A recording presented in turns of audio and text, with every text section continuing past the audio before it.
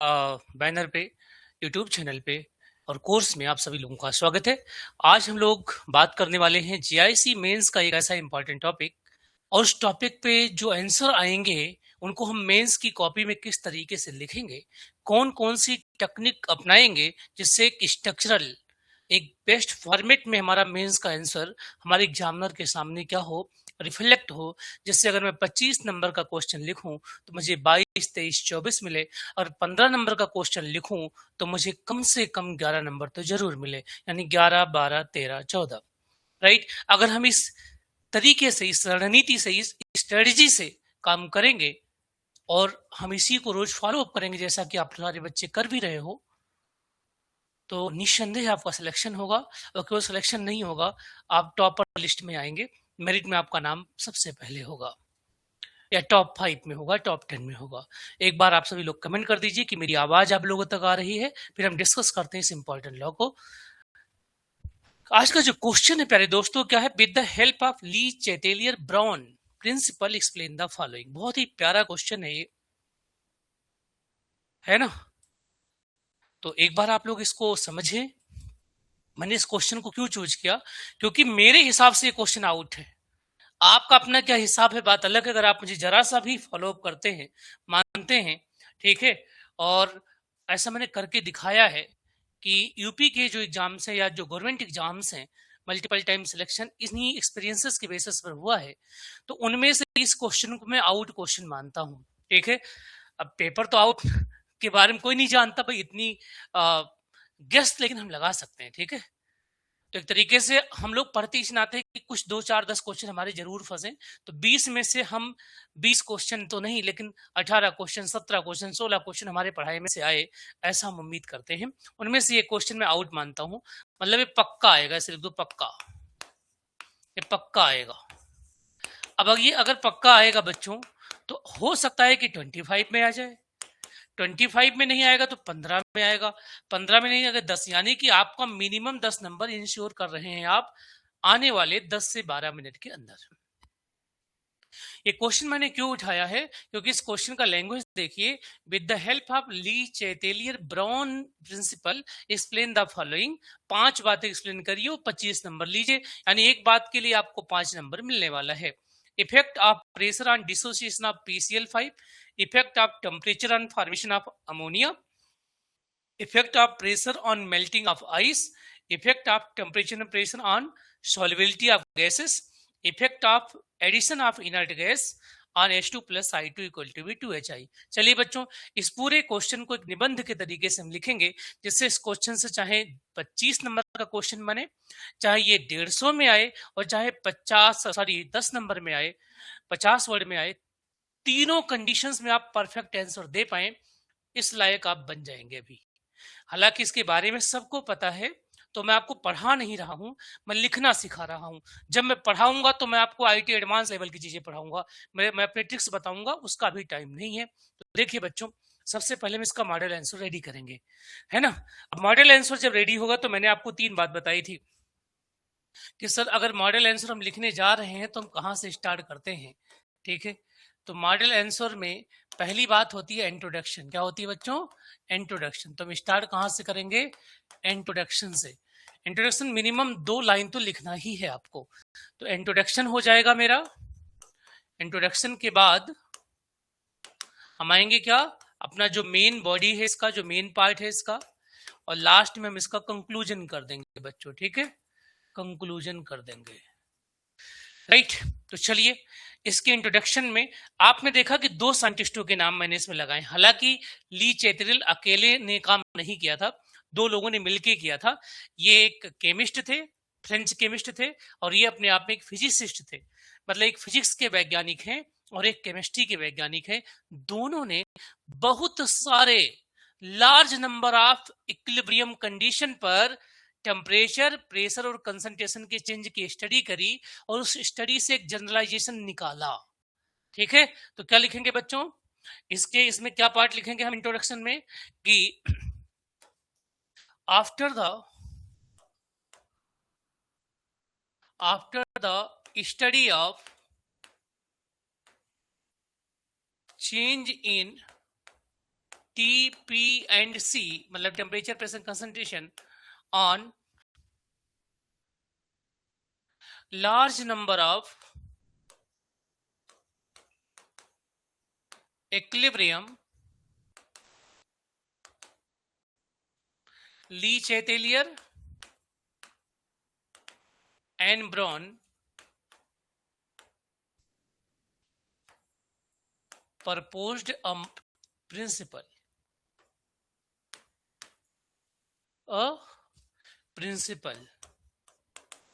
ठीक बात है।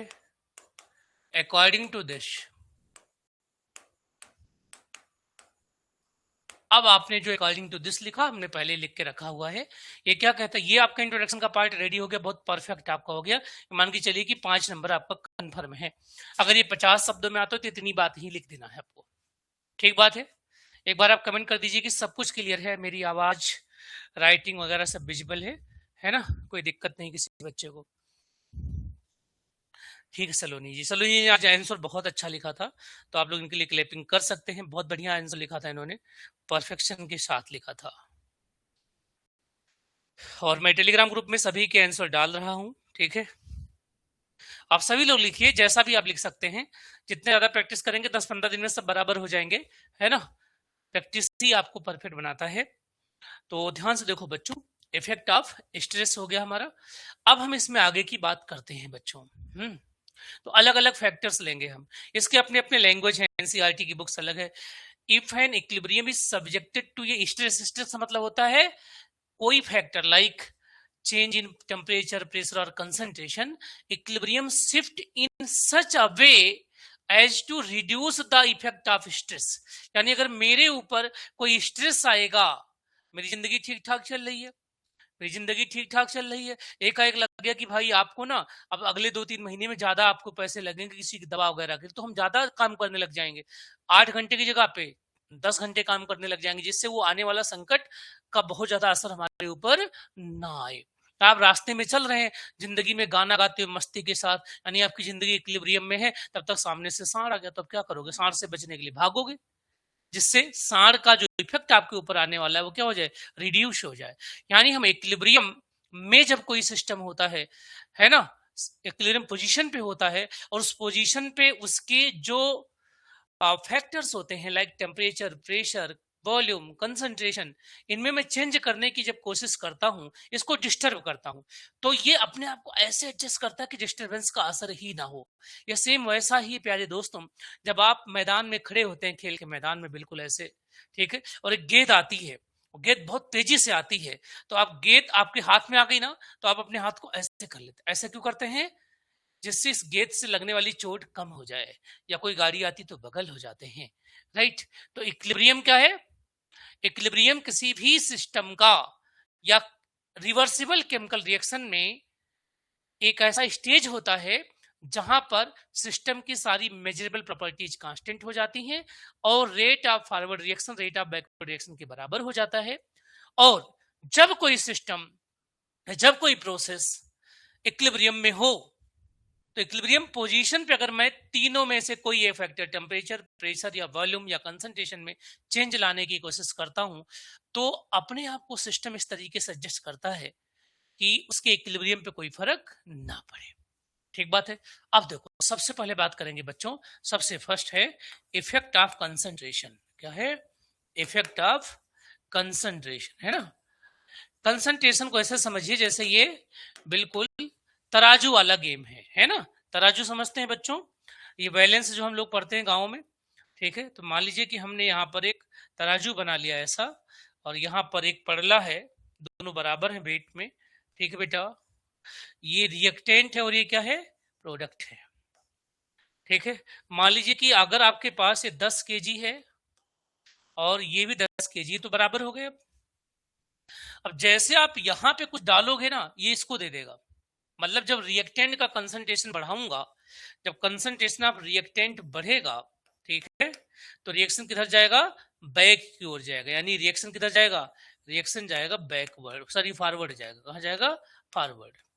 और जब कंसंट्रेशन आप प्रोडक्ट को बढ़ा दोगे तो रिएक्शन उल्टा हो जाएगा। कहाँ जाएगा, रिएक्शन जाएगा मेरा बैकवर्ड। तो ये बात लिखेंगे कि अगर आपका कोई भी रिएक्शन रिवर्सिबल इक्विलिब्रियम पोजीशन में है, ठीक है, यानी रिएक्टेंट से प्रोडक्ट के बीच में, तो अगर मैं रिएक्टेंट की कंसंट्रेशन को बढ़ाऊंगा तो इस इफेक्ट को नलीफाई करने के लिए, कम करने के लिए क्या होगा, रिएक्शंस में जो रिएक्टेंट होंगे वो प्रोडक्ट बन जाएंगे, यानी रिएक्शन जाएगा फॉरवर्ड डायरेक्शन में।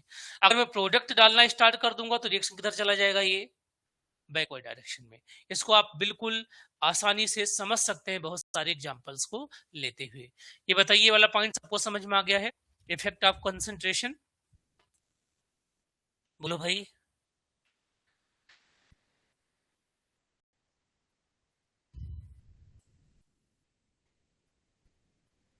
ठीक बात है, ओके, ठीक। चलो, अब आता है अगला, इफेक्ट ऑफ प्रेशर पढ़ते हैं बच्चों। क्या पढ़ेंगे?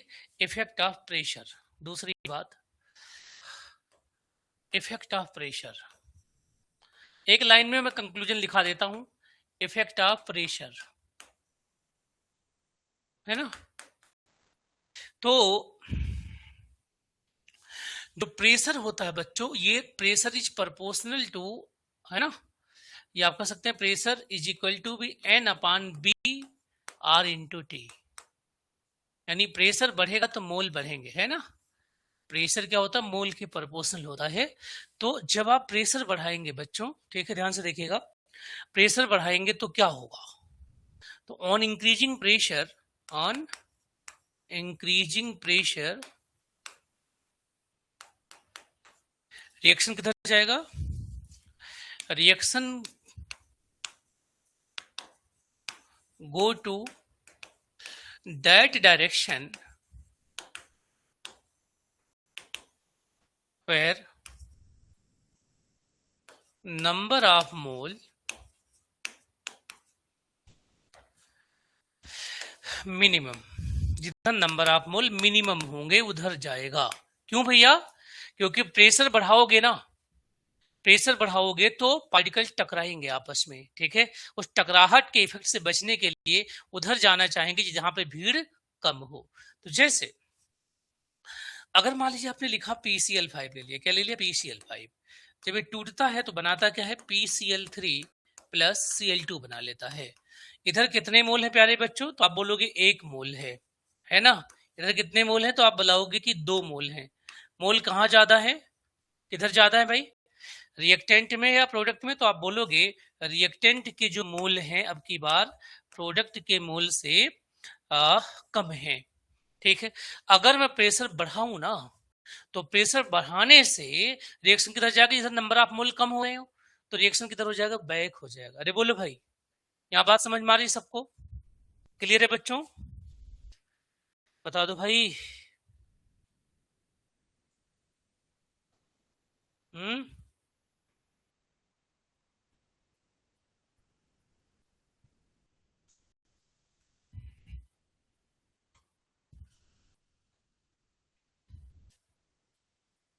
वेरी गुड, बिल्कुल क्लियर है बच्चों, है ना। तो प्रेशर बढ़ाने से एक लाइन याद रख लीजिएगा, प्रेशर बढ़ाओगे तो वहां जाएंगे जहां नंबर ऑफ मोल कम हो रहे हैं, ठीक बात है। इसको आप सिंपली ऐसे याद कर लीजिए कि इंडिया में प्रेशर बढ़ रहा है, इंडिया में प्रेशर बढ़ रहा है, क्यों, क्योंकि पॉपुलेशन ज्यादा है ना। तो इंडिया के लोग विदेश में जाकर के ज्यादा हैप्पी फील कर रहे हैं, न्यूजीलैंड में, अमेरिका में, ब्रिटेन में, क्योंकि वहां भीड़ कम है। इसका उल्टा समझ लो, इसका उल्टा समझ लो, अगर वहां भीड़ होती तो लोग इंडिया आकर के बसने की कोशिश करते, है ना। तो अब क्या है, जैसे अगला बताओ बच्चों, ये अमोनिया है, अमोनिया कैसे बनता है बच्चों, तो N2 लेते हैं आप 1 मोल, और हाइड्रोजन लेते हैं कितने, 3 मोल, है ना। क्या बनाते हैं, हाइब्रिड प्रोसेस से अमोनिया बना लेते हैं, अमोनिया हाइब्रिड प्रोसेस से बनाते हैं। यहाँ आयरन के ऑक्साइड होते हैं प्लस मॉलिब्डेनम होते हैं बच्चों। ये जो आपके पास इक्विलिब्रियम है, ये जो इक्विलिब्रियम है बेटा, ये इक्विलिब्रियम तो होमोजीनियस है, कैसा है, होमोजीनियस है। अगर किसी भी इक्विलिब्रियम में सारी की सारी गैसेस इन्वॉल्व है रिएक्टेंट प्रोडक्ट साइड में तो उसको होमोजीनियस बोलते हैं, सारी की सारी लिक्विड है तो भी उसको होमोजीनियस बोलते हैं, अगर वो मिसिबल है, और अगर कोई एक सवाली रह जाए तो उसको हेट्रोजीनियस बोलते हैं। लेकिन ये जो कैटालिसिस है ना, ये कैटालिसिस जो हमारे पास है, इसमें जो कैटालिसिस है ये हेट्रोजीनियस है, कैसा है, हेट्रोजीनियस, इस बात को याद रखिएगा, कैसा है, हेट्रोजीनियस है, ठीक बात है। तो अगर मैं यहां देखूं तो मैं कहूंगा इसके रिएक्टेंट साइड में है 4 मोल। कितने हैं बेटा? n इक्वल टू भी 4। यहाँ पर n इक्वल टू कितने हैं? 2। तो अगर आप प्रेशर बढ़ाओगे ना, अगर यहाँ प्रेशर इंक्रीज करोगे तो रिएक्शन किधर जाना चाहिए? जिधर नंबर ऑफ मोल कम दिख रहे हो। तो रिएक्टेंट में दिख रहे हैं, प्रोडक्ट में? प्रोडक्ट में। प्रोडक्ट की ओर जाने का मतलब कहाँ जा रहे हैं हम लोग? फॉरवर्ड डायरेक्शन में जा रहे हैं। इसका मतलब रेट ऑफ फॉरवर्ड रिएक्शन क्या हो जाएगा? इंक्रीज करेगा। तो अमोनिया ज्यादा बनेगा। तो अमोनिया क्या होगा बेटा? ज्यादा बनेगा। और आप चाहते भी हैं, हैबर भी यही चाहते थे, फैक्ट्री वाला भी यही चाहता है कि अमोनिया ज्यादा बने। तो अमोनिया ज्यादा बनाने के प्रेशर ज्यादा लगाना पड़ेगा। इसी नाते यहाँ पे 200 एटीएम प्रेशर होता है। कितना? 200 एटीएम प्रेशर लगाते हैं हम लोग। ठीक है। तो जो हैबर प्रोसेस का कंडीशन है, जब आप उसमें पढ़ेंगे तो 500 डिग्री टेम्परेचर है और 200 एटीएम प्रेशर है प्यारे दोस्तों। उसके पीछे जो हिडन रीजन है यही है। लीच एथेरियल प्रिंसिपल के हिसाब से ही सारा काम करते हैं। सब कुछ काम इसी के सहारे होता है प्यारे दोस्तों। बताओ जरा एक बार, सभी को बात क्लियर हो रही है ना? ऐसे ही एक क्वेश्चन बनाना है, वर्ड में भी लिखना। जो मैं बोल रहा हूं इसको अपने शब्दों में लिखना है ना? जो अब मैं बोलता जा रहा हूं बच्चों, इसे अपने शब्दों में जब लिखोगे ना तो एक परफेक्शन वाला आंसर आपके सामने रेडी हो जाएगा। एक परफेक्ट आंसर आपके सामने हो जाएगा। यहां तक समझ में आ गया? प्रेशर का इफेक्ट क्लियर हो गया है बच्चों। लेकिन अब इसको हम और समझेंगे बच्चों, है ना? और बहुत आसानी से इस चीज को और समझने वाले हैं। देखो इधर, ये पीवी इक्वल टू एनआरटी का गेम है बच्चों। ठीक है। प्रेशर जो होता है मेरा, प्रेशर जो होता है वॉल्यूम के इनवर्सली प्रोपोर्शनल होता है। किसके? वॉल्यूम के इनवर्सली प्रोपोर्शनल हो जाता है। अगर आपने मोल को ही फिक्स कर दिया, ठीक है, इफ डेल्टा एनजी 0 हो जाए, डेल्टा एनजी 0 हो जाए, अगर डेल्टा एनजी 0 हो जाए यानी इसका मीनिंग क्या हुआ कि mole of reactant equal to be mole of product हो जाए। ठीक है। तो भाई घटना बढ़ना है नहीं, कहीं कम ज्यादा नहीं है। तो ऐसे केसेस में नो इफेक्ट ऑफ प्रेशर होगा। नो इफेक्ट ऑफ प्रेशर, चाहे बढ़ाओ चाहे घटाओ, नो इफेक्ट ऑफ प्रेशर होगा। तो अगर रिएक्टेंट और प्रोडक्ट दोनों में ही मोल समान हो जाए तो प्रेशर के घटाने से और प्रेशर के बढ़ाने से कोई फर्क नहीं पड़ेगा।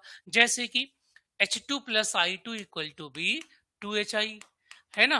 ये बैलिस्टीन ने इस पे एक्सपेरिमेंट करके सबसे पहले, बैलिस्टीन ने एक्सपेरिमेंट करके सबसे पहले जो लॉ ऑफ मास एक्शन की जमीन थी वो तैयार की गई थी, उसको सत्यापित किया था, उसको प्रूफ किया था। बैलिस्टीन ने H2 प्लस I2 को ग्लास ट्यूब में भर करके इसका जो सत्यापन था, प्रूफ था ना, किसका? लॉ ऑफ मास एक्शन का, जो मैंने लास्ट क्लास में पढ़ाया था आप लोगों को, किया था। वो सब बातें बताने का टाइम इस नाते नहीं है क्योंकि मेंस का सेशन, इसमें आउट है कि केवल नीचे एथेरियल आएगा नहीं। ये पूरा चैप्टर ऐसा कई सारे बच्चों ने इससे पढ़ा भी होगा कि हम 10-10 दिन पढ़ाए हुए हैं आप लोगों को। एक ही चीज बताएं, अल्फा के बारे में, क्यू के बारे में, है ना, यूनिट के बारे में, सब कुछ बता रखा है मैंने। यहाँ पे बस हम जो ज्यादा हॉट क्वेश्चन हैं, क्योंकि 20 क्वेश्चन चूज करना है, लगभग 25 टॉपिक है, तो 5 टॉपिक तो छोड़ेगा वो, सबसे क्वेश्चन नहीं आ पाएगा। लाएगा तो क्या करेगा? पार्ट करेगा। 15 नंबर का एक, 10 नंबर का एक, 12.5 का 12.5 का करेगा। ठीक है।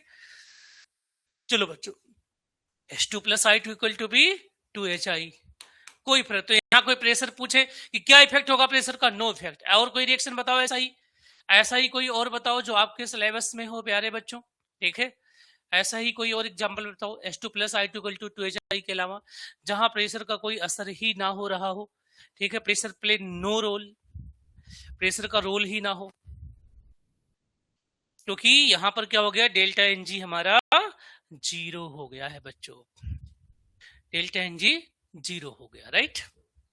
डेल्टा एनजी 0 हो गया। ठीक है। तो ऐसे बहुत सारे रिएक्शंस आपको मिलने वाले हैं केमिस्ट्री के इसमें। अब देखो, अगर डेल्टा एनजी 0 ना होकर के 0 से ज्यादा हो, 0 से ज्यादा होने का मतलब क्या हुआ? इसका मीनिंग ये हुआ कि मोल ऑफ प्रोडक्ट ज्यादा है किससे? मोल ऑफ रिएक्टेंट से। तो जो मोल कम होगा उधर रिएक्शन जाएगा। इसका मतलब रिएक्शन किधर जाएगा? इसका मतलब है रिएक्शन जाएगा किधर? टुवर्ड्स रिएक्टेंट, टुवर्ड्स रिएक्टेंट, है ना? और रिएक्टेंट की ओर जाना मतलब बैकवर्ड कहलाता है। क्या कहलाता है? बैकवर्ड। लो, बैकवर्ड हो गया। कब होगा? On increasing pressure, on increasing pressure. तो प्रेशर को अगर मैं इंक्रीज कर दूं तो दूसरी बात क्या है प्यारे बच्चों के, डेल्टा एनजी की वैल्यू मेरी क्या हो जाए? लेस देन 0 हो जाए, तो इसका मतलब कि अब की बार मोल ऑफ रिएक्टेंट ज्यादा है किससे, मोल ऑफ फ्लो, जैसे कि हाइब्रिड प्रोसेस में था। और ऐसे केसेस में जो रिएक्शंस मेरा होगा वो किधर जाएगा, कम मोल की ओर। कम मोल रिएक्ट, कम मोल किसका, प्रोडक्ट का है, यानी जाएगा फॉरवर्ड में, जाएगा किधर जाएगा, फॉरवर्ड में। फॉरवर्ड का मतलब या टूवर्ड्स आप कह सकते हैं प्रोडक्ट, प्रेशर इंक्रीज करने पर। तो इस नाते अमोनिया के केस में प्रेशर ज्यादा होना चाहिए और PCl5 के केस में प्रेशर क्या होना चाहिए बच्चों, कम होना चाहिए। अरे बताओ भैया, सबको समझ में आया या नहीं आया, सबको मेरी बात समझ में आ गई है, किसी को कोई doubt?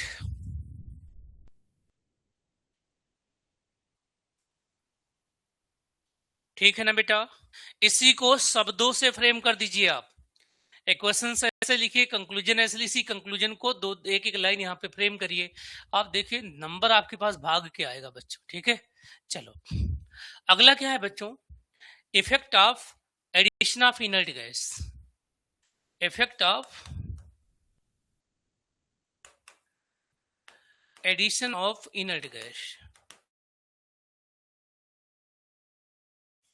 Addition of inert gas. हालांकि मैं ज्यादा पढ़ा रहा हूँ क्वेश्चन के हिसाब से, क्वेश्चन में 5 एग्जाम्पल ही एक्सप्लेन करने थे, लेकिन हमने पूरा इसे खत्म करना है। ठीक है बच्चों, इनर्ट गैस का मतलब क्या होता है, मैं आपको इसका मीनिंग बता देता हूँ बच्चों। इसका मीनिंग समझिए, क्योंकि इसमें बहुत सारे बच्चों को कंफ्यूजन होते हैं, है ना, तो उस कंफ्यूजन से हमें बचना भी भाई, है ना। ध्यान से देखो, ओके, ये मान लो या आपके पास कोई सिस्टम है ऐसा, तो जब मैं किसी सिस्टम के अंदर क्या डालता हूँ बेटा, एडिशन करता हूँ किसका, इनर्ट गैस डालने लग जाता हूँ, है ना। इनर्ट गैस डालता हूँ किसी में भी, कहीं से भी इनर्ट गैस इसमें ऐड करने की जब आप कोशिश करते हैं बच्चों, तो होता क्या है, ध्यान से देखो, है ना।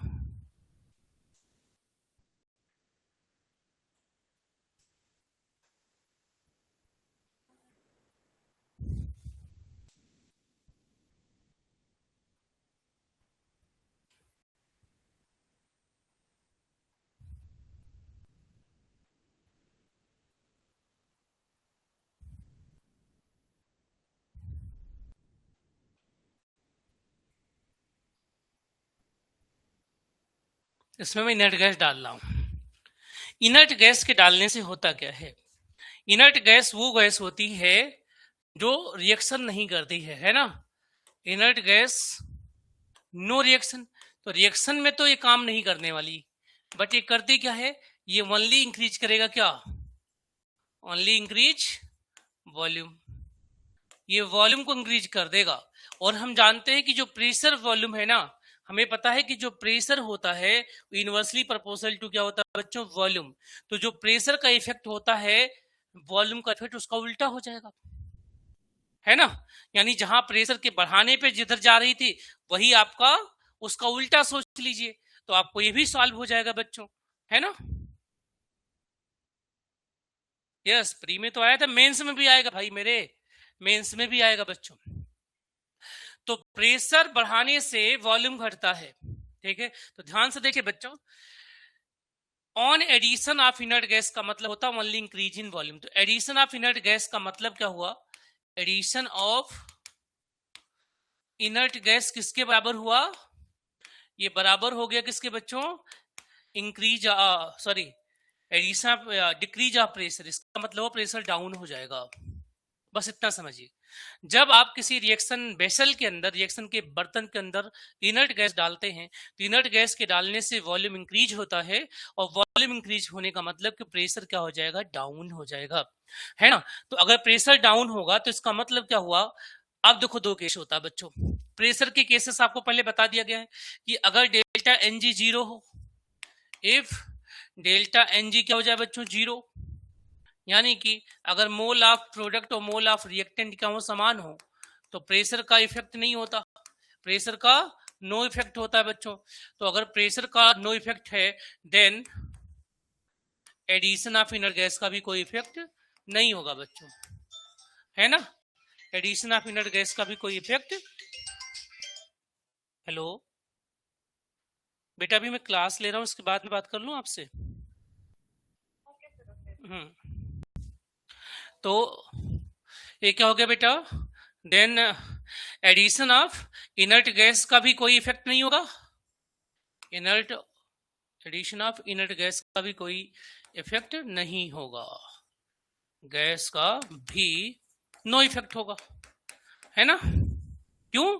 क्योंकि भाई प्रेशर और वॉल्यूम एन के साथ तो सेम तरीके से वेरी करेंगे। अगर आप कहते हैं कि डेल्टा एन जी जीरो, मैंने इसको बंद कर दिया बिल्कुल, और इसके बढ़ाने से मोल नहीं बढ़ रहे, तो मोल नहीं बढ़ेंगे तो वॉल्यूम भी नहीं बढ़ेगा। यानी ऐसा कोई रिएक्शन हो जहां पे दोनों साइड में मोल समान हो, वहां पे ना तो प्रेशर के घटाने बढ़ाने से कोई फर्क पड़ेगा और ना ही एडिशन ऑफ इनर्ट गैस से कोई फर्क पड़ेगा। फर्क कहां पड़ेगा? फर्क वहां पड़ेगा बच्चों कि अगर डेल्टा एन जी मेरा 0 से ज्यादा हो जाए, इसका मतलब ये हुआ कि मोल ऑफ प्रोडक्ट ज्यादा है किससे? मोल ऑफ रिएक्टेंट से।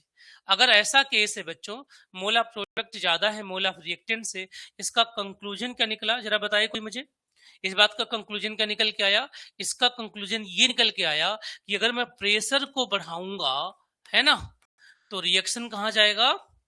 रिएक्शन जाएगा उधर जिधर मोल कम है। मोल किधर कम है जी? प्रो रिएक्टेंट साइड में।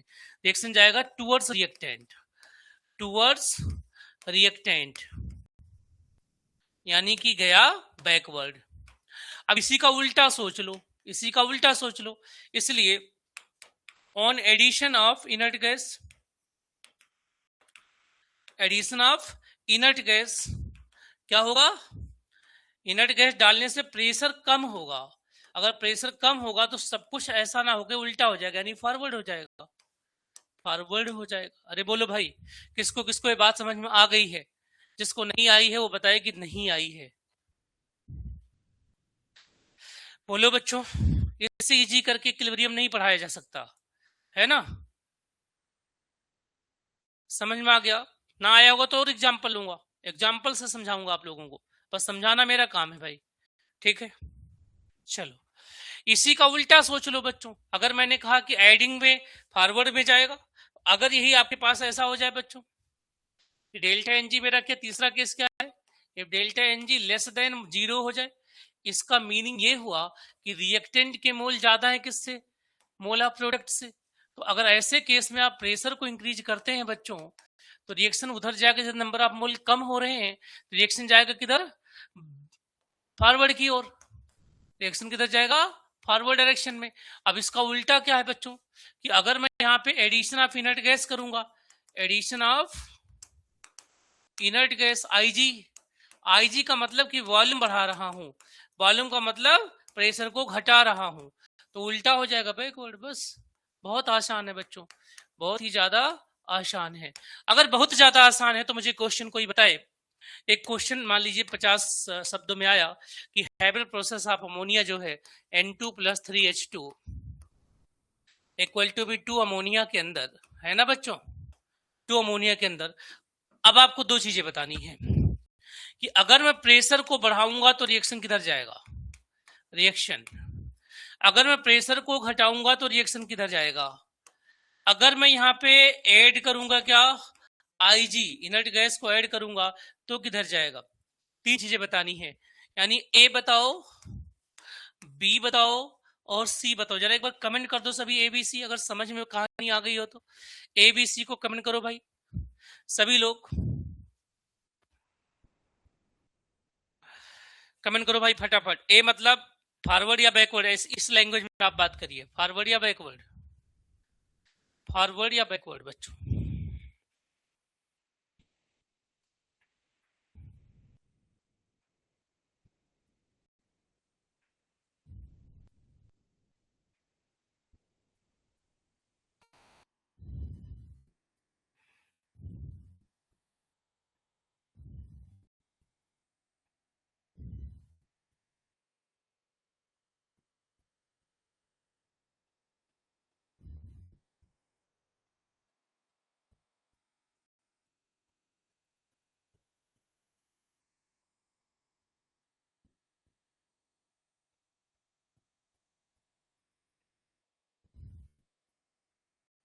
बोलो बच्चों।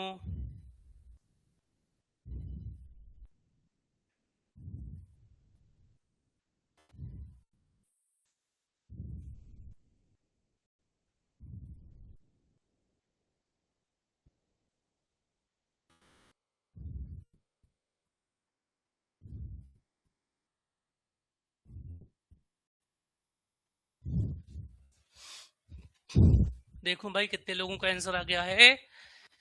बैकवर्ड, ए बैकवर्ड है ना। अगर प्रेशर बढ़ा रहा हूं तो रिएक्शन जाएगा, अरे बोलो, फॉरवर्ड जाएगा। बीट ने सही बोला, आंसर बिल्कुल है। और बी में अगर प्रेशर को घटाऊंगा तो रिएक्शन बैक हो जाएगा, तो बी बैक है। और सी क्या है बेटा, सी जो है बिल्कुल बी जैसा होगा, तो सी भी बैकवर्ड हो जाएगा। ठीक है, ध्यान से समझिए। अगर मैं प्रेशर बढ़ाऊंगा तो रिएक्शन हो जाएगा जब नंबर ऑफ मोल कम हो। इधर कम है ना, मतलब इधर आएगा, इधर आएगा, यानी कि ये हो गया फॉरवर्ड। अगर मैं प्रेशर को घटाऊंगा तो रिएक्शन उधर जाएगा जब नंबर ऑफ मोल ज्यादा हो। ज्यादा किधर, इधर 4 मोल, इधर 2 मोल है, तो ये इसका मतलब बैकवर्ड हो गया। आईजी ऐड करने का मतलब होता है कि वॉल्यूम को बढ़ा दिया, यानी कि प्रेशर को घटा दिया, यानी कि प्रेशर को घटा दिया। प्रेशर घटाने का सेम मीनिंग हुआ, यानी ये भी बैकवर्ड हो जाएगा। ऐसे लगाओ दिमाग, अभी गलती बच्चों नहीं होगी आपसे।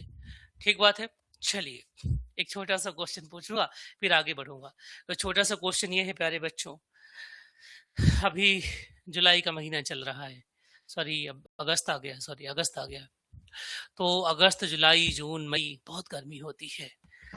अगर गर्मी हो रही है ना, गर्मी हो रही है यानी कि हमारा सिस्टम एक्सोथर्मिक है ना।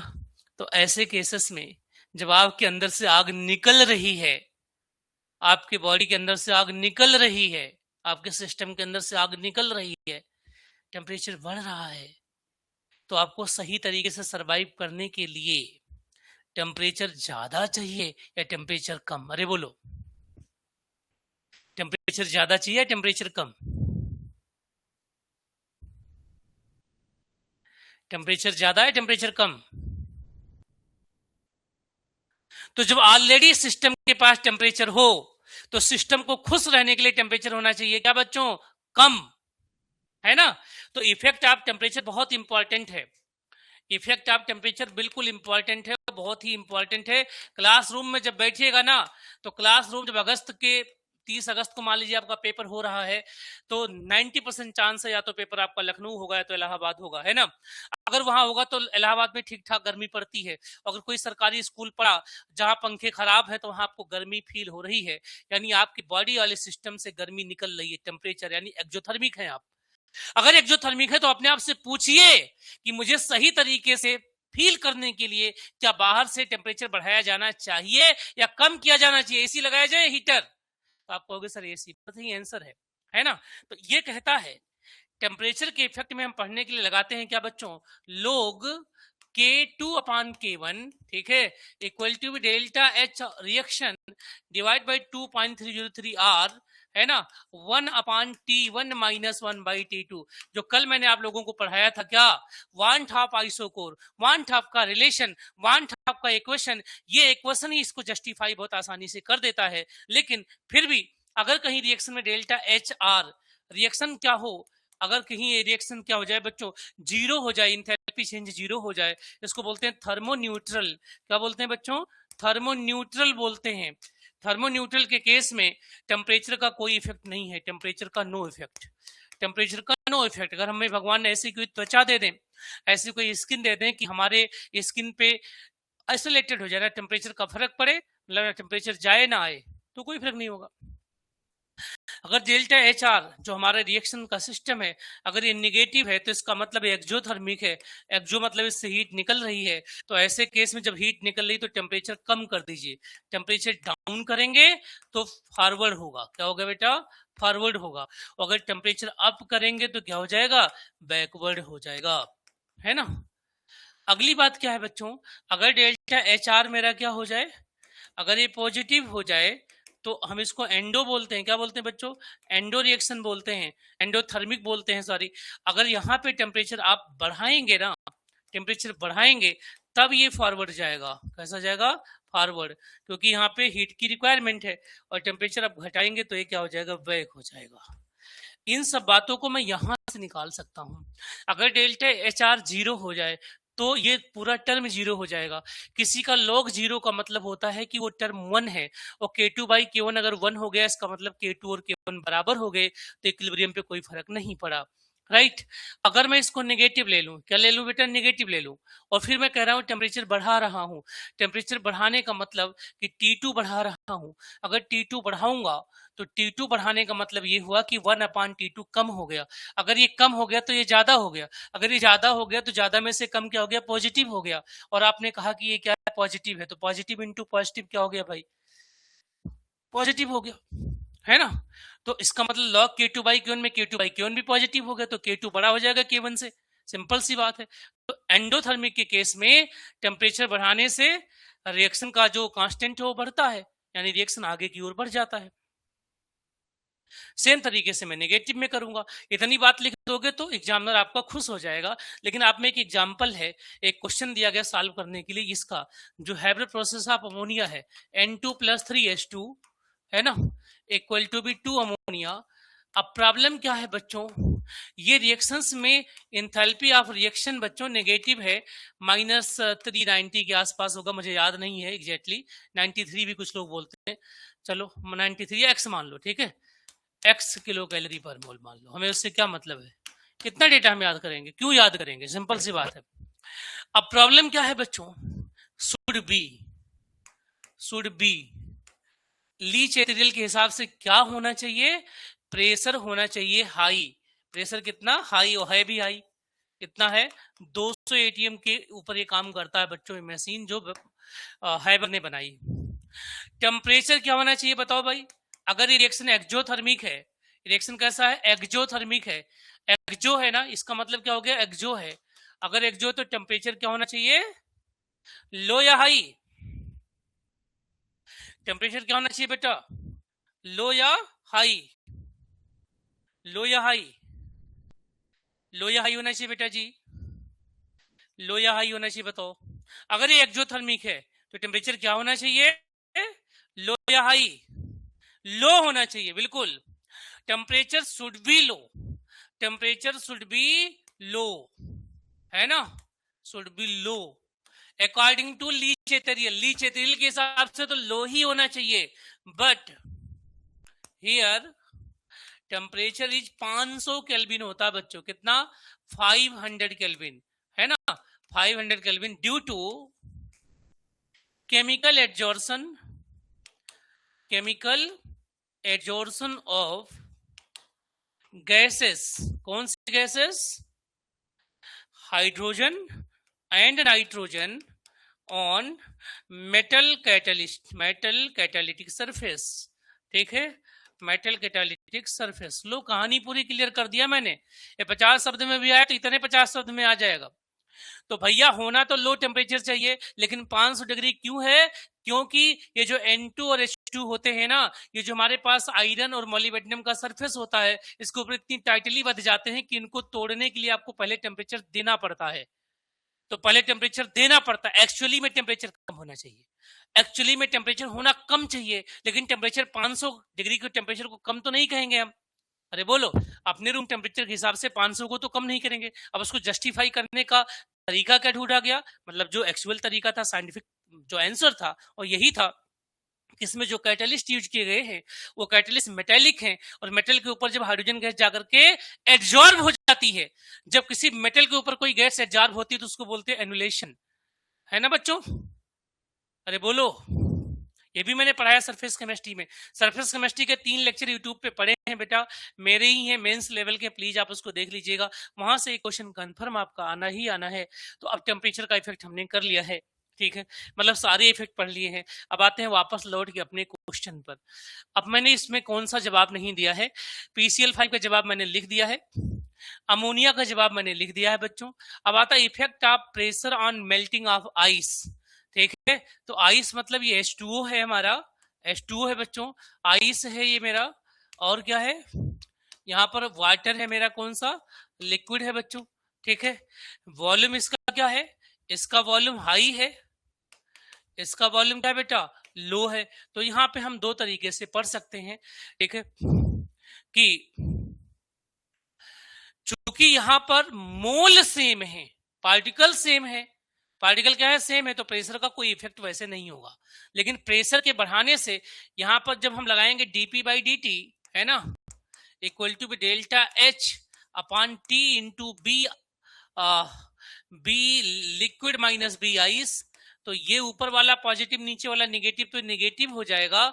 इससे पता लगा है कि अगर मैं प्रेशर बढ़ाऊंगा तो इसका बॉइलिंग पॉइंट क्या हो जाएगा, घट जाएगा। तो प्रेशर बढ़ाने से बॉइलिंग पॉइंट, सॉरी इसका जो फ्रीजिंग पॉइंट है, freezing point of ice decrease कर जाएगा, लेकिन प्रेशर के बढ़ाने से रेट पे कोई फर्क नहीं पड़ेगा। अरे बोलो बच्चों, रेट पे फर्क नहीं पड़ेगा। अब देखो, effect of temperature and pressure, effect of temperature and pressure on solubility of gases. ये हेनरी लॉ की कहानी है। हेनरी लॉ क्या कहता है बच्चों, solubility proportional to pressure inversely proportional to temperature. तो जब आप प्रेशर बढ़ाओगे तो सॉल्युबिलिटी बढ़ेगी और टेम्परेचर बढ़ाओगे तो सॉल्युबिलिटी घट जाएगी। तो एक के बढ़ाने से, इसके बढ़ाने से घटेगी, इसके बढ़ाने से बढ़ जाएगी। अगला के effect of addition of inert gas on H2 plus I2 equal to be 2HI। यहाँ डेल्टा एनजी क्या है बच्चों, जीरो है, तो कोई फर्क नहीं पड़ेगा।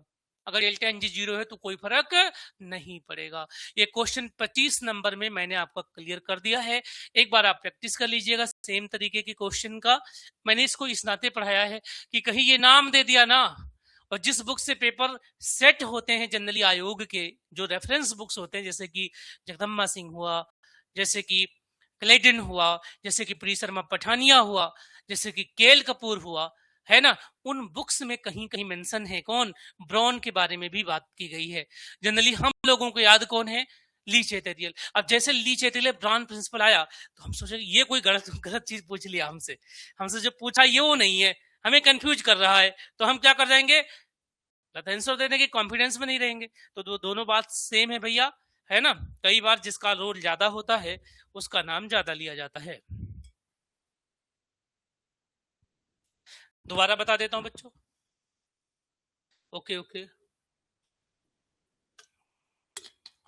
क्योंकि जो मेल्टिंग ऑफ आइस है बच्चों, यह एक तरीके का phase transfer equilibrium, phase equilibrium है। तो फेज इक्विलिब्रियम में भी जितना मोल वाटर का उतना ही मोल पानी का होगा, आइस इसके मोल में चेंज नहीं होगा। तो हम एग्जैक्टली ये वाला कॉन्सेप्ट नहीं लगा सकते गैस वाला। यहाँ पे क्या लगाएंगे, इसके मेल्टिंग पॉइंट या फ्रीजिंग पॉइंट पे जो फर्क आएगा। तो dp by dt equal to होता है delta H reaction upon T into V two minus V one. कल मैंने पढ़ाया था, इसको बोलते हैं क्या, क्लेपरान इक्वेशन। तो क्लेपरान इक्वेशन के हिसाब से जब आइस को आप पानी बनाओगे तो आपको हीट देनी पड़ेगी ना, तो डेल्टा एच क्या हो गया, पॉजिटिव हो गया। आइस का वॉल्यूम हमेशा पानी के वॉल्यूम से ज्यादा होता है due to the hydrogen bonding. तो B2 माइनस B1 निगेटिव हो गया क्योंकि इसका वॉल्यूम कम, इसका ज्यादा हो गया। ऊपर पॉजिटिव नीचे निगेटिव, तो क्या हो गया, ओवरऑल निगेटिव हो गया। तो dp बाई dt अगर निगेटिव है तो इसका मतलब प्रेशर बढ़ाओगे तो टेम्परेचर घटेगा, प्रेशर बढ़ाने से बॉइलिंग जो इसका फ्रीजिंग पॉइंट हो डाउन हो जाएगा। अरे बोलो, समझ में आ गया बेटा जी? बता रहा हूँ बेटा, पक्का बता रहा हूँ, ठीक है। लोमा का एप्लीकेशन 2 मिनट में बता दूंगा, पर ये तो समझो जो मैंने भी बताया है। देखो जरा एक बार, एप्लीकेशन आप लोमा 50 शब्द में ही आएगा बेटा, ठीक है। 10 नंबर का क्वेश्चन आएगा, 50 वर्ड में आएगा बच्चों, ज्यादा नहीं आएगा, ठीक है ना, बहुत ज्यादा नहीं आएगा। देखो जरा,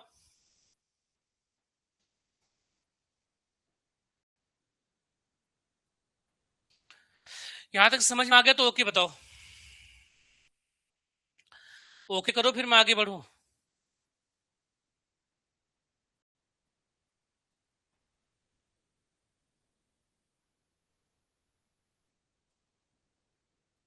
ठीक है बेटा,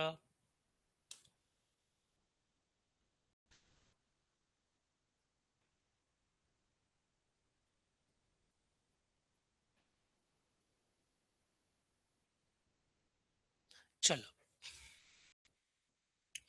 कल हम लोगों ने बच्चों लोमा पढ़ा था, ठीक है। तो लोमा में बच्चे ने क्वेश्चन पूछा तो हम उसको जवाब देंगे। चलो, मान लो कि आपसे एक क्वेश्चन आ गया 50 वर्ड में, 50 में क्या फिर 100 में आएगा, ये तो क्वेश्चन है। एप्लीकेशन ऑफ लोमा, लोमा मतलब लॉ ऑफ मास एक्शन, है ना। 150 वर्ड मान लीजिए, ठीक है, 15 नंबर मान लीजिए, 15 मार्क्स। तो देखो बच्चों, लोमा मैंने बता भी दिया था, लॉ ऑफ मास एक्शन किसने किया था, गुल्डबर्ग एंड वागे ने, ठीक है। ये क्या कहता है सिंपली कि जो रेट ऑफ फॉरवर्ड रिएक्शन होता है प्रोपोर्शनल होता है कंसंट्रेशन ऑफ रिएक्टेंट। ठीक है, इसकी जो भी पावर है, मान लीजिए इसे पावर ऐसे मान लीजिए N1 R इक्वल टू भी N2 R2 N2 P हो गया ऐसा। और RB क्या होता है बच्चों, प्रोपोर्शनल टू, ये हो गया N1, ये हो गया प्रोडक्ट की पावर N2। ये कहता है, यहां से हम क्या निकालते हैं लोमा के अकॉर्डिंग। एप्लीकेशन में क्या है बच्चों, देखो, to derive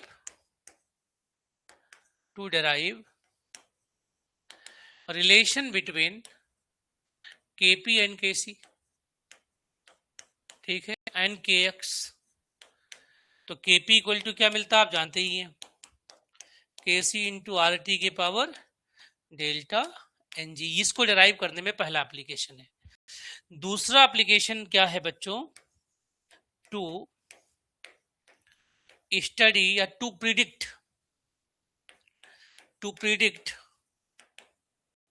direction of equilibrium या डायरेक्शन ऑफ रिएक्शन। कैसे होगा, ध्यान से देखो बच्चों। मान लो कि आपके पास एक कोई ए से जा रहा है बेटा जी बी, ठीक है, इस ए की होगी स्मॉल ए मोल, इसकी होगी स्मॉल बी मोल। तो ध्यान से देखो, इक्विलिब्रियम से पहले जो बी का कंसंट्रेशन होगा, एक्टिव मास होगा, उसकी पावर जो बी होगा, और ए का जो एक्टिव मास होगा उसकी पावर ए होगा।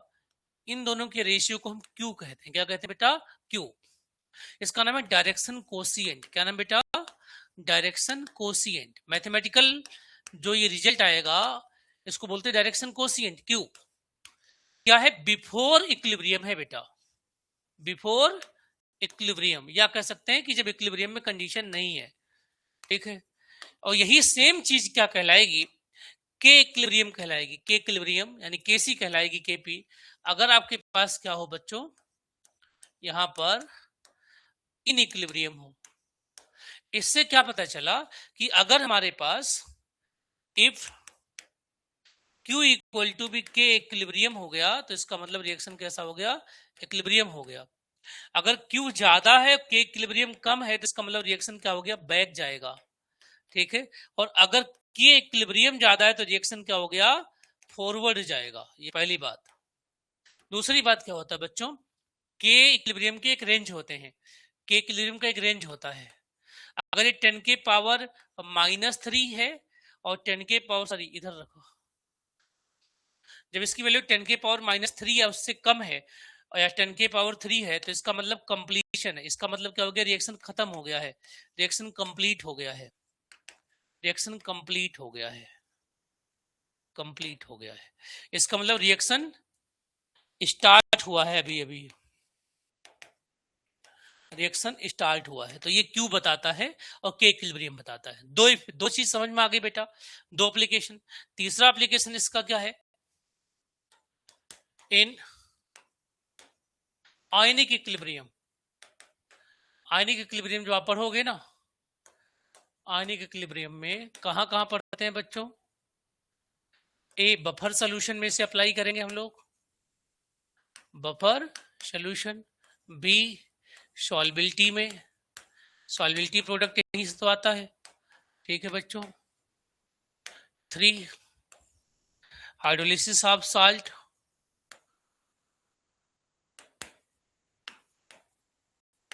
ठीक है। ये सब इसके क्या है बेटा जी, एप्लीकेशन है। अरे बोलो, समझ में आया? इनको लिखोगे तो 150 शब्द हो जाएंगे सारे, जब पूरा क्योंकि सब पढ़ाया जा चुका आपको पहले भी।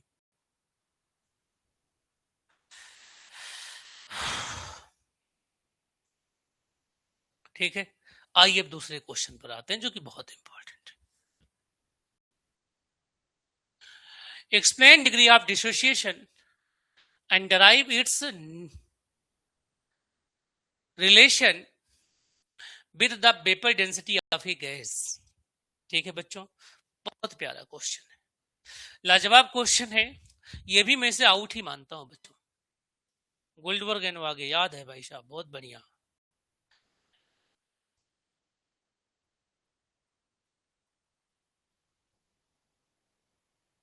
ठीक है, एक्सप्लेन डिग्री ऑफ डिसोसिएशन। अब हमें इसको 150 शब्दों में लिखना है बच्चों, तो सबसे पहले क्या करेंगे, इंट्रो डालेंगे, इंट्रो में डेफिनेशन डाल देंगे डिग्री ऑफ डिसोसिएशन, है ना। ये क्या होता है बच्चों, ये एक्चुअली में fraction of mole of reactant converted to the product, है ना बेटा। ये क्या है, ये हमारे उसका फ्रैक्शन है बच्चों, किसका, रिएक्टेंट का, जो कहां कन्वर्ट हो गया बच्चों, प्रोडक्ट के अंदर, है ना। तो ध्यान से देखो बच्चों, इसको हम समझते हैं बहुत अच्छी तरीके से। क्या हो गया, इट इज रेशियो ऑफ, या it is fraction of mole of reactant converted into product, converted into product with respect to total mole of reactant taken initially, ठीक है। it is represented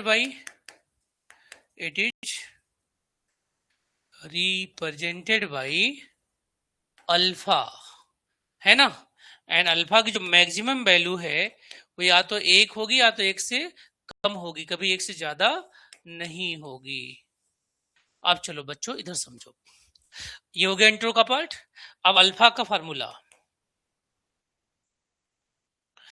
total mole of reactant that converted into product, that converted in, जो बदल गया है किसमें, into product, divide by initial mole of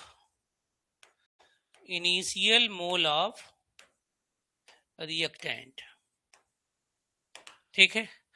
एक होता है परसेंटेज अल्फा, अगर ये पूछे तो सिंपली अल्फा इंटू 100 कर दीजिए। क्लियर है इतना बात, बोलो भाई, ये दो बात समझ में आ गई सबको, अरे बोल दो। डेफिनेशन क्लियर हो गया, एक्सप्लेनेशन तो समझ में आ गया कि अल्फा है क्या चीज। अब अल्फा को आगे भी हम डिराइव करेंगे बच्चों, यस और नो, सबको समझ में आया। एग्जाम प्रैक्टिस का गेम है, इंपॉर्टेंट क्वेश्चन मैं आपको डिस्कस कराऊंगा, जो आपको नहीं आता है समझ, बाकी क्वेश्चन आप लिख करके मुझ तक भेजेंगे। ऐसा 20 दिन करेंगे तो 20 दिन में अगर रोज आप 5 क्वेश्चन 7 क्वेश्चन भी करते हैं तो आपके 100 क्वेश्चन रेडी हो जाएंगे, और 100 इंपॉर्टेंट क्वेश्चन में से 20 क्वेश्चन आराम से फंस जाते हैं। यही तरीका है, और वो क्वेश्चन ऐसे केवल फंसेंगे नहीं, उन क्वेश्चन को आपकी उंगलियां लिखे रहेंगी ना, तो उनके डेटा आपकी उंगलियों में फीड रहेंगे, और फ्रेमवर्क आप रोज सीख रहे हैं,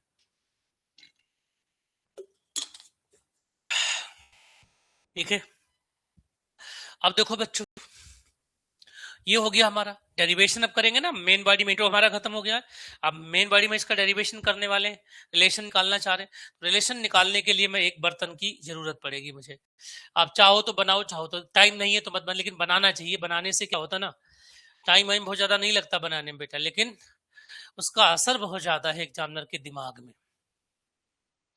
इसमें मेरे पास बेटा जी ए मोल है, कितने मोल है, ए मोल है किसी चीज के, मान लीजिए ए मोल है, इस ए मोल से एन बी मोल बन रहा है, यानी ये डिसोसिएशन हो रहा है। क्या हो रहा है बच्चों, डिसोसिएशन हो रहा है ना। और प्रोसेस इक्विलिब्रियम में है, कैसा है, इक्विलिब्रियम में है।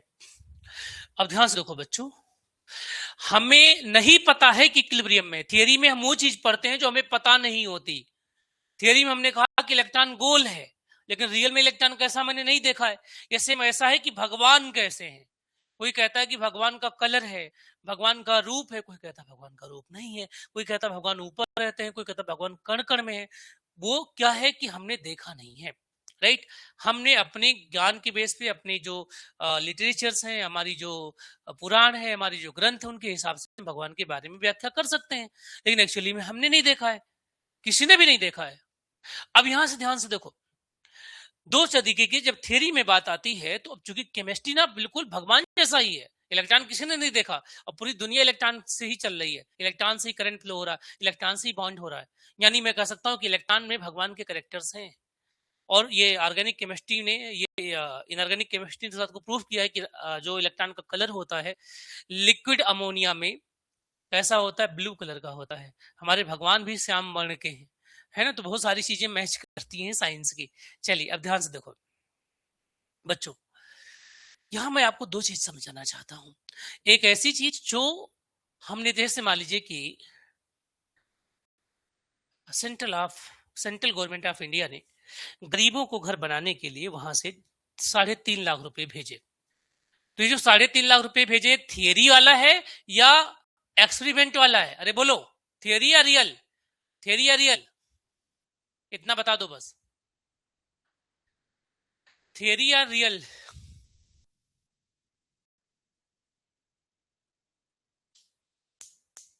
थियरी या रियल भाई? तो बोलोगे थियरी का है। तो एक मालिकुलर वेट क्या होगा बच्चों? थियोरेटिकल होगा। थियोरेटिकल मालिकुलर वेट होगा। क्या होगा?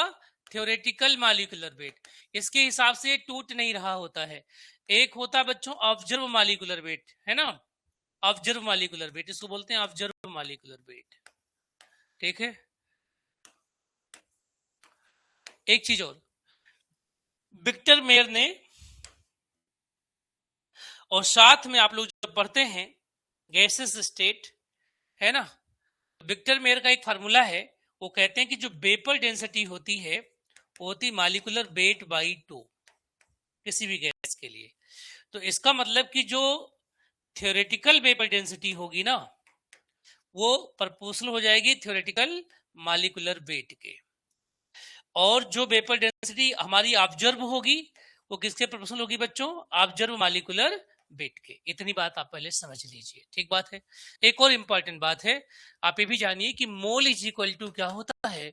वेट अपान मालिकुलर वेट। अरे बोलो, कुछ भी हो जाए, अगर ये टूटे या ना टूटे इसके वेट में कमी नहीं आएगी, क्योंकि ये कहीं जा नहीं रहा है ना। इसका मतलब वेट हमेशा सेम होगा बच्चों। तो अब मैं अगर मैं मान लेता हूं कि ए था और ए से क्या बना बेटा जी? बी बना। बी के कितने मोल? एन बी मोल। इसका मतलब डिसोसिएशन हो रहा है। क्या हो रहा है? डिसोसिएशन हो रहा है। डिसोसिएशन में मोल क्या होते हैं? बढ़ते हैं। एसोसिएशन में मोल क्या होता है बच्चों? घट जाता है। जैसे बेंजीन के अंदर, है ना, बेंजीन के अंदर क्या होता है? एस्टिक एसिड का डिसोसिएशन होता है ना। का क्या होता है? डिसोसिएशन। किसमें? In benzene. और इसी का, एसिटिक एसिड का एसोसिएशन होता कहां पर? पानी के अंदर। सॉरी, कहा लिखा आपने? गलत कर दिया हमने। ये होता इन वाटर। वाटर में डिसोसिएट होता है और एसोसिएट कहां होता है? बेंजीन में, NC6H6। चलो अभी इसको बाद में पढ़ते हैं। ए से एन बी मिल गया, ये प्रूव करना था मुझे। इनिशियल मोल, ठीक है, टी इक्वल टू 0 पर इनिशियली, इनिशियल मोल बताओ। इनिशियल मोल जब निकालेंगे, ठीक है, तो इसका मतलब ये हो जाएगा इसका वेट, है ना बच्चों, इसका वेट और डिवाइड बाय इसका मालिकुलर वेट। कौन सा वाला? थ्योरेटिकल वाला। ठीक है। और ये बराबर हो गया कितना? एन के बराबर हो गया। तो एन से कितना बना? शुरू में इसके कुछ नहीं बने होंगे, 0 बन जाएंगे। एन से कितना बटा बेटा? 0 बन गया। बाद में क्या होगा? इसी एन में से क्या होगा बच्चों? 1 माइनस अल्फा निकल जाएगा। 1 माइनस अल्फा निकलेगा तो कितना बन जाएगा? ये एन अल्फा बन जाएगा। N alpha. ठीक है। तो ये इनिशियल मोल हो गया। तो फाइनल मोल क्या होगा भाई? फाइनल मोल, तो फाइनल मोल 2 है, ये N minus N alpha, N minus N alpha ये है, और प्लस एन अल्फा है। ऐसा है। सॉल्व कर लो जरा। ठीक है भाई, कुछ गड़बड़ तो नहीं हो रहा मामला? देख लो जरा एक बार। बोलो बच्चों, कोई डाउट परेशानी?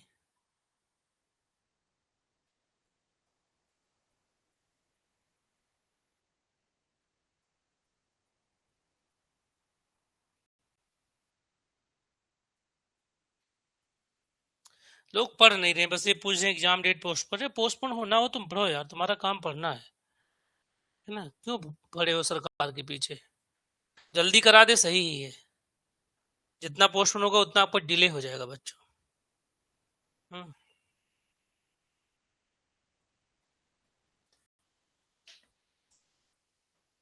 ठीक है। यहाँ पर क्या है, एक बार हमने एन ले लिया है ना बेटा, तो यहाँ पर एन दो बार मत लीजिए। ये एन एक बार इसको मान लीजिए कोई मोल है, मान लीजिए ए, कितने मोल है ए, ये 0 हो जाएगा। अब आपका सही हो जाएगा, है ना? ए में से कितने अल्फा निकलेंगे बच्चों? एन अल्फा निकलेंगे, है ना? या आप कह सकते हैं ए में से 1 माइनस अल्फा जाएगा तो एन अल्फा इसका बनेगा, क्योंकि यहाँ पर आगे एन है, और एन ए अल्फा बनेगा। कितना हो जाएगा बेटा? एन ए अल्फा, क्योंकि ए अल्फा जाएगा तो एन इंटू ए इंटू अल्फा। अब देखो बच्चों, total mole at equilibrium, total mole at equilibrium कितना है? इक्विलिब्रियम में सबको जोड़ लीजिए आप, तो कितना हो जाएगा?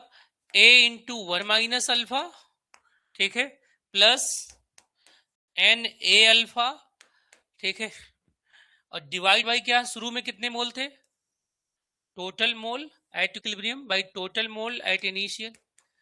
टोटल मोल, क्लास नहीं ले रहे बच्चे, बोल रहे हैं कि बताओ पोस्टपोन होगा कि नहीं होगा। Total mole at initial. अब मैं क्या जानूं भाई, मैं कह दूं कि पोस्टपोन हो जाएगा, ना हो तो?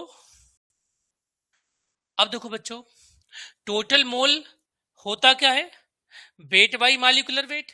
ये इक्विलिब्रियम पे जो मॉलिक्यूलर वेट होता है उसका नाम है मॉलिक्यूलर ऑब्जर्व वाला, है ना? तो हो जाएगा वेट, वही वेट में चेंज नहीं आएगा, क्योंकि भाई टूटे फूटे सब कंटेनर के अंदर ही रह जाएगा।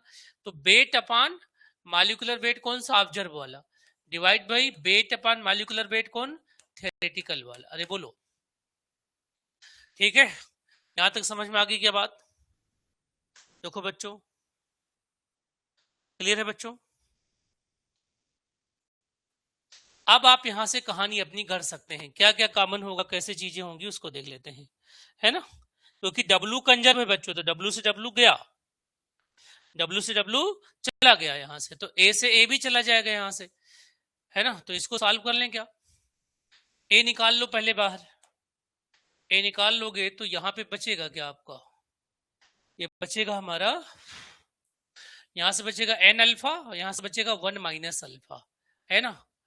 तो 1 प्लस अल्फा माइनस 1 हो जाएगा हमारा, या 1 प्लस एन माइनस 1 अल्फा हो जाएगा। क्या हो जाएगा बेटा? यहां से हो जाएगा 1 प्लस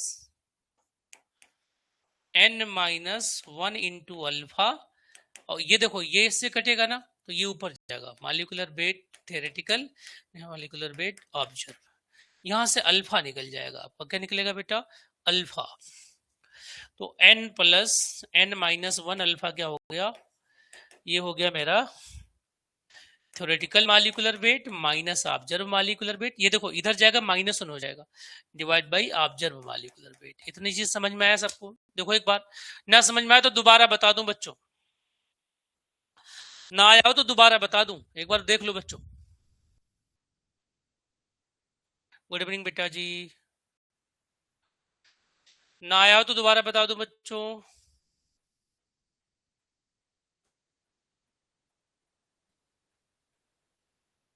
हेलो,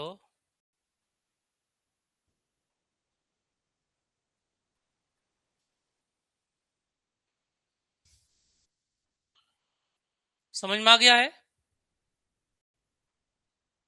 ठीक है, तो देखो बच्चों क्या आया, n minus 1 into alpha is equal to क्या आया? Theoretical molecular weight minus observe molecular weight divide by observe molecular weight, ठीक है? तो अल्फा क्या हो गया?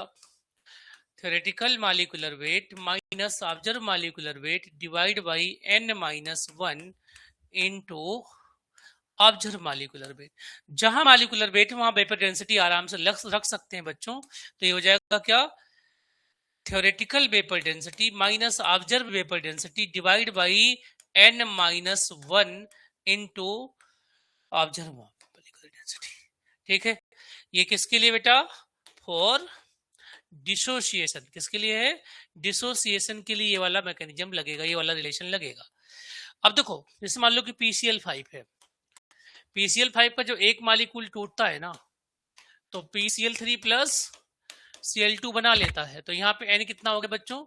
2 हो गया। तो अल्फा कितना हो जाएगा? Simply D2 minus DT minus D observe upon 2 minus 1 नहीं D ऑब्जर्व, ये हो गया सीधा सीधा। अब आप बोलोगे कि मान लो सर मुझसे उल्टा पूछ ले, क्या पूछ ले हमसे? रिवर्स पूछ ले बच्चों। फिर से बता दूं भैया, फिर से बता देता हूं, कोई बात। दूसरा वाला फिर से बता दूं, ये वाला तो हो गया, दूसरा वाला फिर से बता दूं तो उससे समझ जाओगे। एसोसिएशन का फिर से बता देता हूं, पहले एसोसिएशन को मैं अलग से बताऊंगा तो उसमें आप समझ जाएंगे बच्चों। एसोसिएशन में क्या होगा बच्चों कि N मोल A का होगा, ज्यादा मोल होगा, और ज्यादा से बनेगा कितना? कम मोल बनेगा, B का 1 मोल बनेगा। ठीक है, तो जब शुरू में लोगे T=0 पे, उस टाइम इसके मान लो A मोल बने हैं तो इसके कितने मोल होंगे? 0।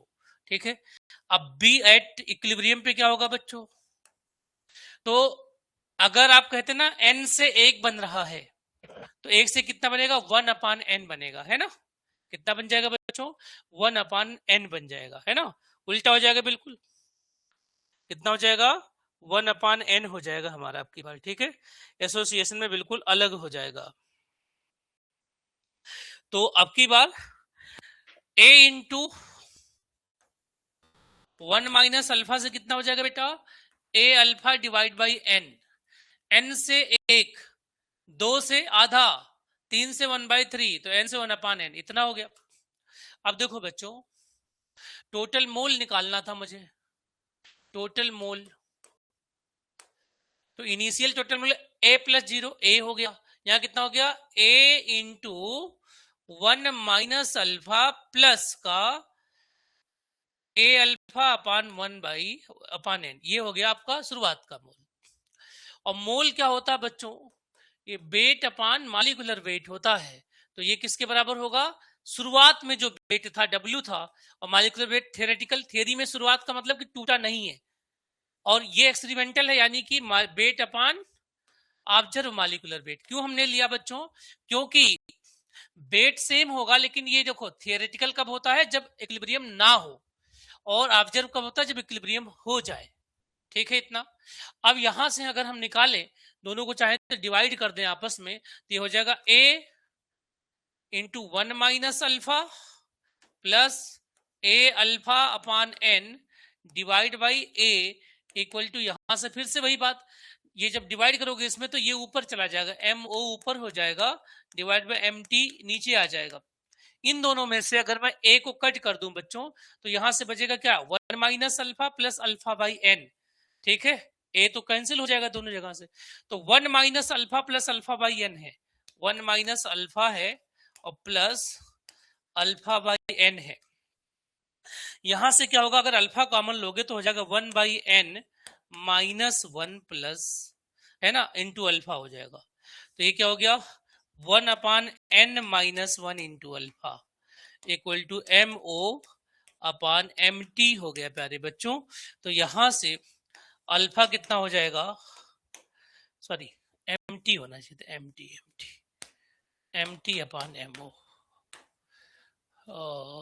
ठीक है, ये ऊपर करा था ना इस नाते, हाँ ठीक है, ठीक है बिल्कुल। तो ये MT अपान MO हो जाएगा। अब देखो बच्चों, अल्फा क्या हो गया? इसको इधर लेके आओगे, डिवाइड कर दोगे आप इसमें, है ना, इसको डिवाइड कर दोगे आप, तो हमारा बिल्कुल सेम टू सेम रिलेशन मिलेगा जैसे आपका एसोसिएशन का था, लेकिन जहां N है वहां पर क्या हो जाएगा बच्चों? 1/N हो जाएगा हमारा, है ना, जहां N है वहां पर क्या हो जाएगा? 1/N हो जाएगा इतना। तो यहां पर एक चीज और हमने मिस्टेक करी है बच्चों का, ये हो जाएगा 1 प्लस, ऐसा करके, तो MT minus MO upon 1/N minus 1 into MO। D के टर्म में क्या होगा? DT theoretical density minus observe density upon 1/N minus 1 into observe density. तो ये दोनों रिलेशन में से कोई भी 10 नंबर में आ सकता है, या तो अकेले एसोसिएशन पूछेगा या तो अकेले डिसोसिएशन पूछेगा बच्चों। ठीक है, 10 मार्क्स में। अब आइए इसका एप्लीकेशन। इसका एप्लीकेशन क्या है भैया, इसके बिना तो कुछ हो ही नहीं सकता। इसका एप्लीकेशन पहला क्या है, इन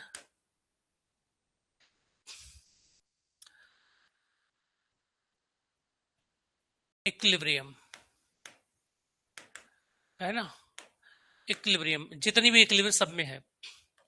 दूसरा, in Ostwald dilution law, Ostwald dilution law में भी इसको यूज करते हैं बच्चों, ठीक है। In pH, in buffer,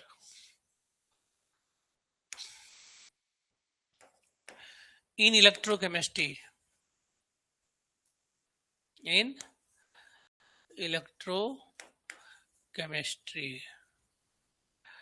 in colligative property, हर जगह तो आप इसे यूज करते हैं। तो एक परफेक्ट क्वेश्चन आपके सामने आ चुका है।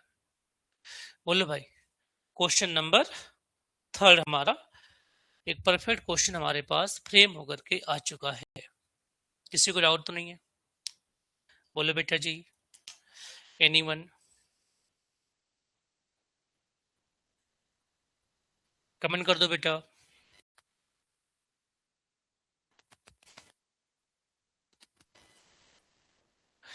तो इसमें जितना भी केमिकल इक्विलिब्रियम में हो सकता था मैंने आपको बता दिया है। एक और क्वेश्चन कराऊंगा, फिर आज का सेशन यहीं पे खत्म कर देंगे, तो 30 वाला लेक्चर कर ले लेंगे, ठीक है। अगला क्वेश्चन क्या है बेटा, explain Ostwald dilution law. Explain Ostwald dilution law, ठीक है। और ये क्या है बेटा, 150 वर्ड का 15 नंबर का क्वेश्चन है, ठीक है। देखो भैया, मॉडल आंसर इसका बनाते हैं। मॉडल आंसर एंट्रो, ठीक है। तो to explain effect of dilution on degree of dissociation of weak electrolyte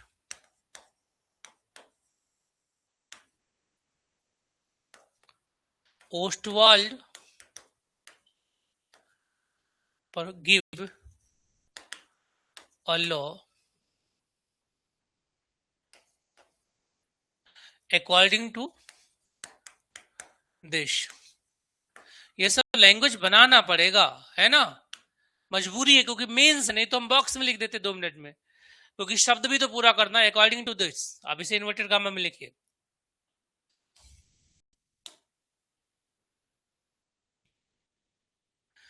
degree of dissociation of weak electrolyte, weak electrolyte कुछ भी हो, weak electrolyte is directly proportional to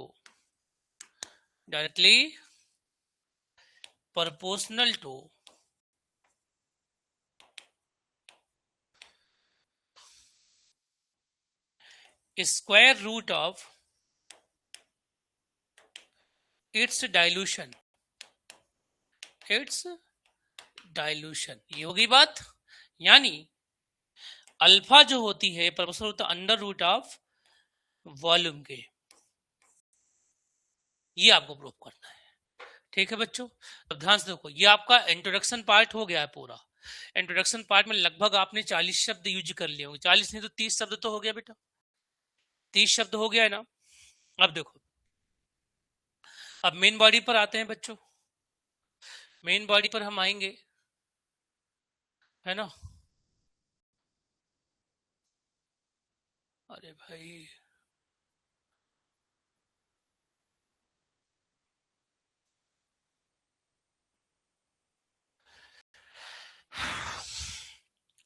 इसके अंदर हम मान लेते हैं कि कोई वीक एसिड है HA, ठीक है, क्या है बेटा, HA इसके अंदर भरा है, और ये टूटेगा बाद में H प्लस A माइनस में, ये वीक एसिड है, कैसा है, वीक एसिड। बच्चों अगर कोई एसिड वीक है तो उसका जो कॉन्जुगेट होता है वो स्ट्रांग होता है।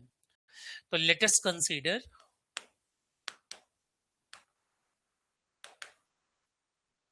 HA is a weak acid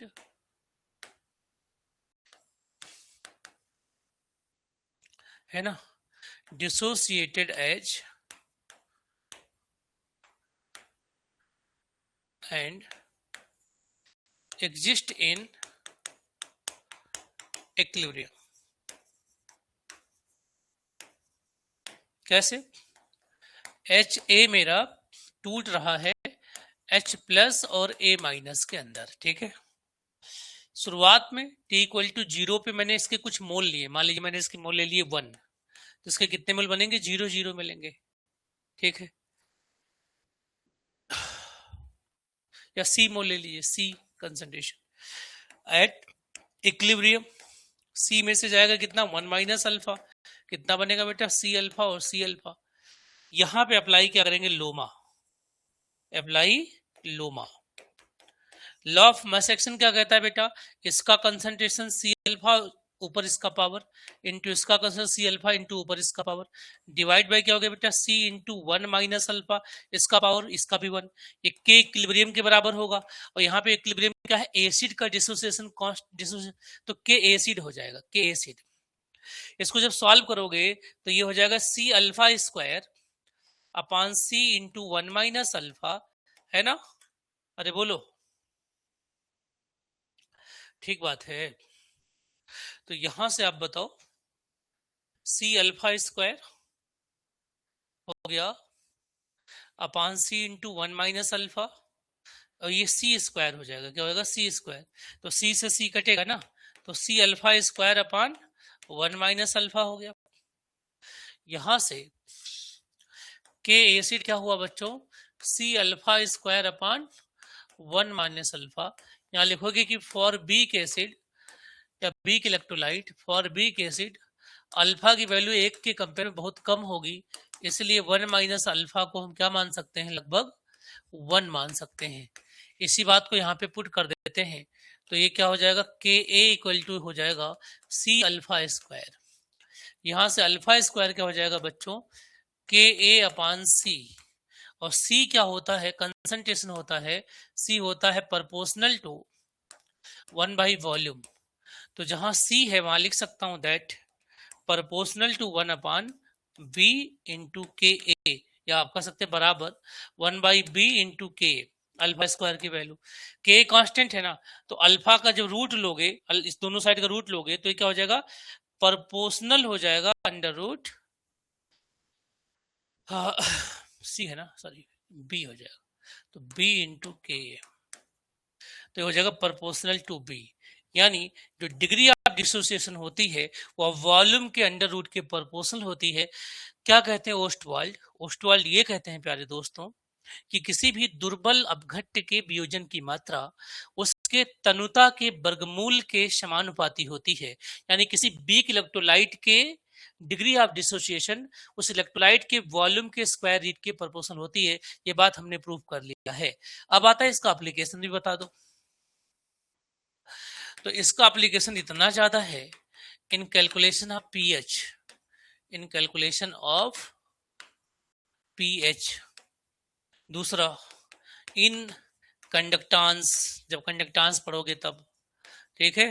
तीसरा in salt hydrolysis, salt hydrolysis, in acid base concept, acid base concept.